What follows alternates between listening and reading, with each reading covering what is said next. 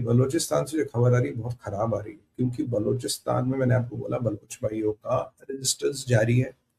Bloch भाइयों ने पाकिस्तान की फौज को तगड़ा जवाब दिया है। पाकिस्तान के फौज के काफी सारे लोग मारे गए हैं और अब भी अटैक जारी है। और हालत इतनी खराब है कि पाकिस्तान की फौज भाग रही है, पाकिस्तान की फौज घबरा रही है। कल बलूचिस्तान के होम मिनिस्टर के काफिले पे अटैक हुआ। अब होम मिनिस्टर साहब तो बच गए, पर काफिले में काफी लोगों को शायद कैजुअलिटीज हुई हैं। अब पाकिस्तान का आईएसआई और पाकिस्तान का जीएचक्यू इतना परेशान है कि यार करे तो करे क्या, मतलब ये बलूचिस्तान तो बिल्कुल हाथ से निकल रहा है। तो इन्होंने अब बहुत जबरदस्त का बहुत बड़ा क्रैकडाउन करने का इन्होंने मन बना लिया। अब इनके क्रैकडाउन का मतलब आप जानते हैं क्या होता है, बेगुनाह लोगों का खून बहाना। और अनफॉर्चुनेटली ये हो रहा है। अभी जो रिपोर्ट्स आ रही है, इन्होंने साहब बड़ी हैवी मिलिट्री डिप्लॉयमेंट बलूचिस्तान, और आप हैरान होंगे जो मैं आपको चीजें बताऊंगा डिप्लॉयमेंट की। चले मिलिट्री का डिप्लॉयमेंट फिर भी समझ आता है, हेलीकॉप्टर गनशिप्स जिसके ऊपर हेलीकॉप्टर पर मशीन गन लगी होती है, हेलीकॉप्टर गनशिप्स वो इन्होंने डिप्लॉय की है। इसके अलावा इन्होंने अब आर्टिलरी को बलूचिस्तान में डिप्लॉय किया। आप बोलोगे सुमित भाई आर्टिलरी की जरूरत है, कोई पड़ोसी से थोड़ी ना लड़ाई लड़ रही, यही तो सवाल है। हेलीकॉप्टर गनशिप्स बलूचिस्तान में इन्होंने पहले भी यूज की बेगुनाहों को मारने के लिए। हेलीकॉप्टर में ले जाके ऊपर से गिराते थे, वैसे लोग उन्होंने। अब ये जो हेलीकॉप्टर गनशिप्स है, इससे निहत्थे लोगों पे फायरिंग की जाएगी। तो अब चाइनीज जहाज बुलाने की जरूरत नहीं, उससे करेंगे। प्रोटेस्ट ही हो रहा हूँ कहीं, बलोच फाइटरों के नाम पे किसी को भी मार डाले। और आर्टिलरी, आर्टिलरी तो यार आपका ईरान से युद्ध हो, आपका भारत से युद्ध हो, तब तो आर्टिलरी समझ भी आती। कौन अपने देश के लोग के अगेंस्ट आर्टिलरी लाता? और उसके अलावा आर्मी की बख्तर बंद गाड़ियां, ये वो जो भी है। और बहुत बड़ा नरसंहार करने का आदेश आर्मी को दिया गया है कि आप ये नरसंहार करें, और किसी भी तरह से बलूचिस्तान जो पाकिस्तान के हाथ से बाहर जा चुका है उसको आप रोकिए। अनफॉर्चुनेटली मुझे लगता है हमारे बलोच भाइयों को और कुर्बानियां देनी पड़ेगी, क्योंकि ये लोग अब लास्ट अटेम्प्ट कर रहे हैं।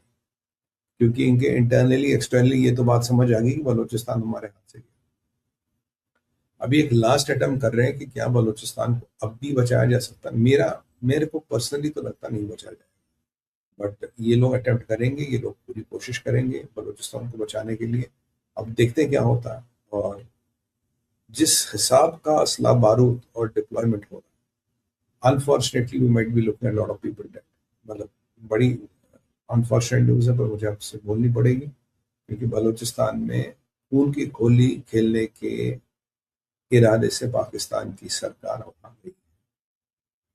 देखिए क्या होता है। मैं खैर I will pray for the safety of our Baloch brothers and be strong, hold strong. और मुझे लगता है ये आखिरी मरहला है। इसके बाद आपकी आज़ादी पूरी पूरी तय है। इसके बाद तो पाकिस्तान क्या पाकिस्तान का बाप भी इसको नहीं कुछ रोक सकता। पाकिस्तान का बाप समझते ना किसका संदर्भ कर रहा हूँ? पाकिस्तान के कई सारे बाप है। कई बार चाइना हो जाता, कई बार अमेरिका हो जाता, कई बार तैयब अर्दोगन हो जाता। तो पाकिस्तान के बाप तो हर सोमवार को एक, मंगलवार को एक, बुधवार को, ऐसे बाप बदलते रहते हैं। पर पापा एक ही है पाकिस्तान। बाप बदलते रहेंगे, पापा एक ही। जानते ना कौन? तो चलिए, अब दूसरा विषय जो आपसे बात करनी थी मित्रों। अब कहते हैं ना, दिल के अरमा आंसुओं में बह गए, हम वफा करके भी इस्माइल अरागची ने एक स्टेटमेंट दी। आप लोग मुझे पूछते हैं मोहसिन नकवी पाकिस्तान क्या करने जाना, मैंने कहा टीआरपी उठाने जाना।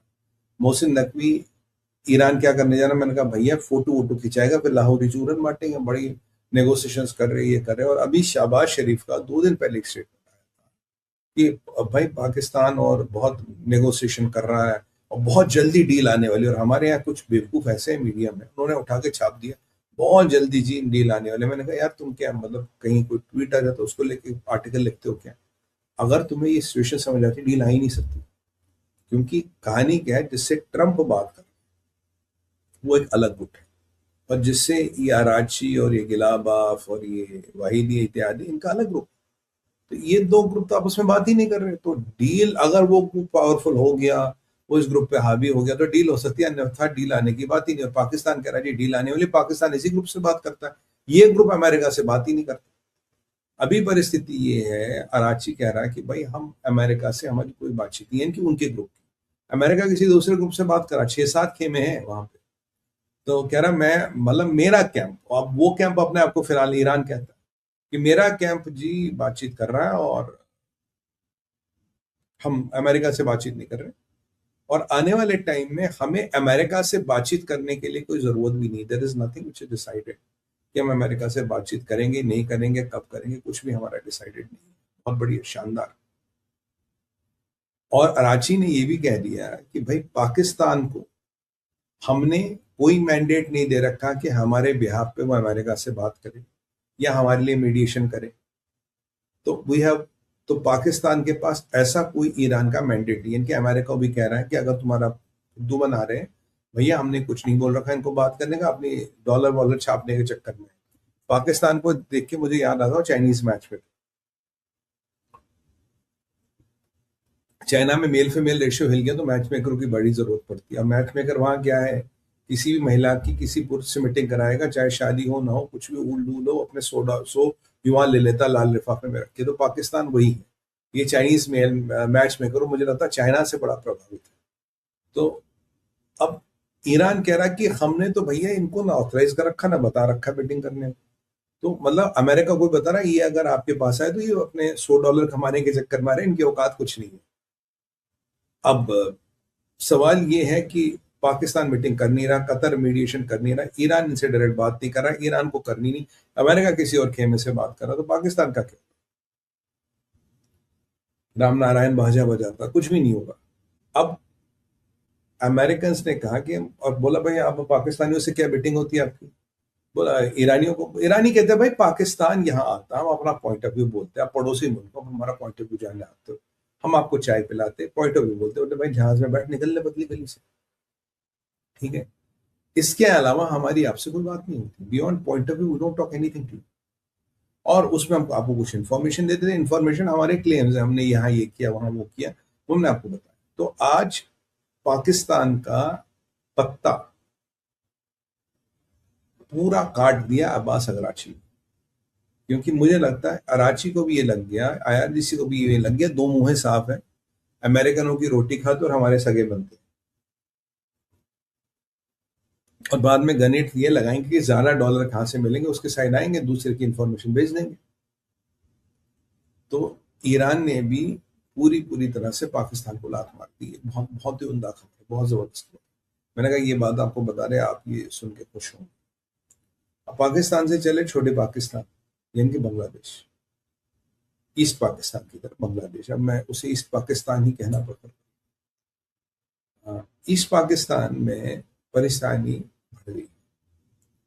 देखिए ये रहमान जो ये चाइना 6-7 दिन के विजिट पे गया था, और चाइना के साथ बहुत सेटिंग है करके है, जबकि हर चीज हमारे से मिल सकती थी, इसे चाइना जाने की जरूरत थी नहीं। अब हमने वहां जो हमारे एम्बेसडर साहब, उनको हमने कैबिनेट त्रिवेदी जी को कैबिनेट मिनिस्टर का हमने रैंक दिया, ताकि इन्हें लगा है एम्बेसडर नहीं, मिनिस्टर लेवल का बंदा जो बात कर रहा। हम चाहते थे रिलेशन अच्छे हो, रिलेशन कॉर्डियल रहे, और वहाँ ISI का और ये मक्का अलायंस का और इन सब का फुटप्रिंट ना बैठे। अब जो परिस्थिति थी, तो अब शेख हसीना का एक्सट्रेडिशन की बात आई, शेख हसीना जी ने अपना पॉइंट ऑफ व्यू रखा, जॉय ने अपना पॉइंट ऑफ व्यू रखा। हमने बोला इनका पॉइंट ऑफ व्यू है, हमारे एक मीडिया संस्थान ने इवेंट करा, उन्होंने पॉइंट ऑफ व्यू रखा, बात खत्म। भाई गवर्नमेंट ऑफ इंडिया का से कोई लेना देना। इन्होंने बोला शेख हसीना को एक्सट्रैक्ट करा, हमने कहा देखेंगे, ठीक है आपकी बात सुन ली हमने, और क्या बोले। अब रिलेशनों को ठीक करने की कवायद हो रही थी, हमारे रॉकेट चीफ भी गए थे वहां, सब कुछ गए थे। तो ये था कि चीजों को थोड़ा ठीक करना, थोड़ा कंट्रोल में लाना।